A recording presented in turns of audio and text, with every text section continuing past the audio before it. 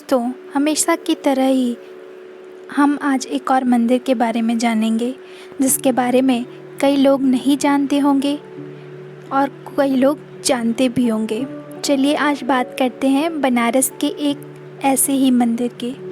मंदिरों के शहर बनारस में कई रहस्य छुपे हुए हैं। इन्हीं में से एक है काशी के केदार खंड का गौरी केदारेश्वर मंदिर।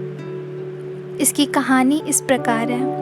मंधाता नाम के एक ऋषि थे जो कैलाशों में भगवान शिव की तपस्या कर रहे थे।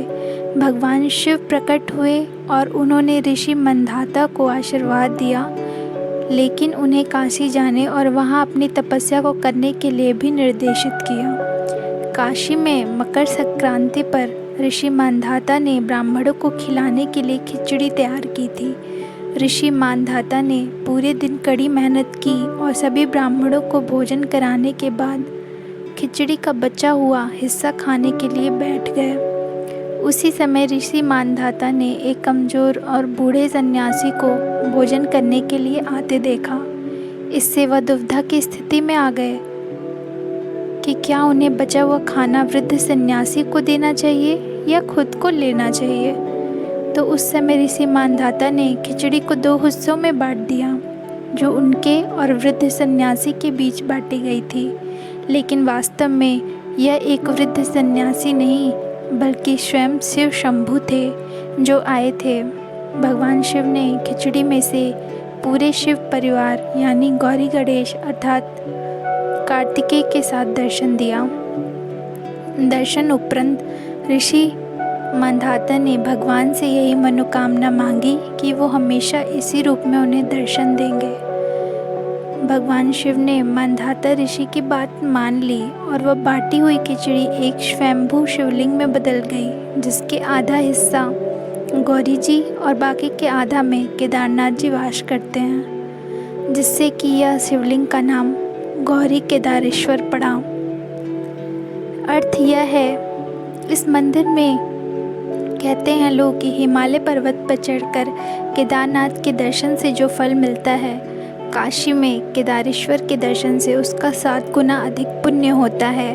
अतः आपको यहाँ दर्शन करने ज़रूर ही जाना चाहिए। अर्थ है, और ये भी लोग कहते हैं कि जो भी भक्त काशी के केदारनाथ मंदिर के गर्भगृह में प्रवेश करता है, वह जन्म और पुनर्जन्म के चक्र से मुक्त हो जाता है और मोक्ष को प्राप्त करता है, और मोक्ष लक्ष्मी स्वयं शिव धाम जाने के लिए उसे लेने आएंगी, ऐसा कहा जाता है। गौरी केदारेश्वर मंदिर शिवलिंग के एक भाग में भगवान शिव माता पार्वती के साथ वास करते हैं, वहीं दूसरे भाग में भगवान नारायण अपनी अर्धांगिनी माता लक्ष्मी के साथ। इस शिवलिंग की प्रकृति अर्धनारीश्वर की है और यह शिव और शक्ति दोनों की भक्ति के लिए उच्च महत्व रखता है।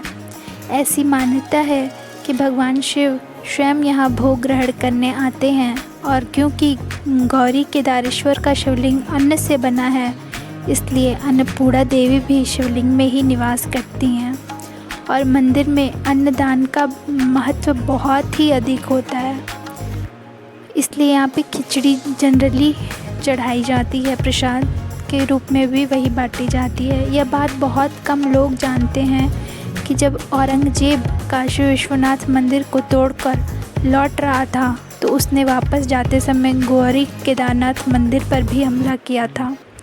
नंदी की पीठ पर तलवार के वार का बना निशान आज भी ताज़ा है और मंदिर में दिखाई देते हैं। गौरी केदारेश्वर मंदिर के पुजारी के अनुसार जब औरंगजेब ने मंदिर पर हमला किया, तो कई बैल आपस में लड़ते हुए आए।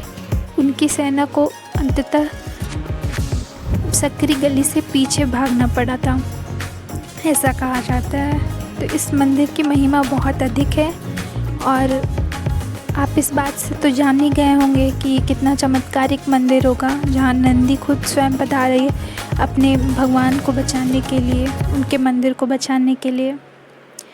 तो अगर आप केदारनाथ जा रहे हैं तो इस मंदिर का दर्शन ज़रूर करें केदारनाथ जाने से पहले।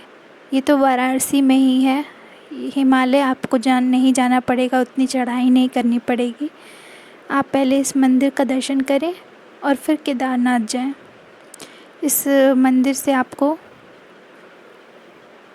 तृप्ति मिलेगी, इस मंदिर के दर्शन करने से। तो आज के लिए इतना ही। मिलते हैं नेक्स्ट वीडियो में नेक्स्ट मंदिरों के रहस्य के साथ। तब तक के लिए हाँ, हमारा चैनल सब्सक्राइब करना ना भूलें, लाइक एंड शेयर ज़रूर करें। धन्यवाद।